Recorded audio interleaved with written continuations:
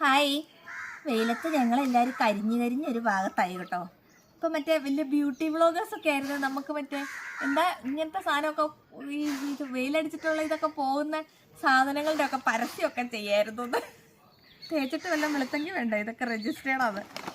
അപ്പം എന്നെ കാര്യം എന്ന് വെച്ചാൽ കപ്പ അരിഞ്ഞ് വെയിലത്തിട്ടിട്ട് അതൊന്ന് ചിക്കിയിടണമെങ്കിൽ എൻ്റെ അമ്മോ ആജാതി പൊരിഞ്ഞ വെയിലല്ലേ. പക്ഷെ വെയിലുള്ളതുകൊണ്ട് നമ്മുടെ ഉപ്പേരിക്കപ്പയെല്ലാം കണ്ടോ നല്ല സെറ്റായിട്ടുണ്ട് കേട്ടോ. ഇത് നോക്കിയേ, നല്ല റെഡിയായിട്ട് ഉണങ്ങി നല്ല കിലുകിലാതായിട്ടുണ്ട് കേട്ടോ. ജസ്റ്റ് ചെറിയ തീയിലൊന്നും എണ്ണയ്ക്കകത്ത് ഇട്ടാൽ തന്നെ ഇങ്ങനെ നല്ല സൂപ്പർ ഉപ്പേരിക്കപ്പയാവും. പിന്നെ ഇത് തന്നെ കുറച്ച് മതിയല്ലോ, കുറച്ചിട്ടാൽ തന്നെ ഇങ്ങനെ നമുക്ക് ആവശ്യത്തിന് കഴിക്കാനുണ്ടാവുമല്ലോ. ഇത് നമ്മുടെ ½ kg പാക്കറ്റിൻ്റെ ഉപ്പേരിക്കപ്പയാണ്. അപ്പോൾ ഞാനിതിങ്ങനെ റെഡിയായപ്പോൾ നിങ്ങളെ കാണിച്ചു തന്നുള്ളൂ കേട്ടോ.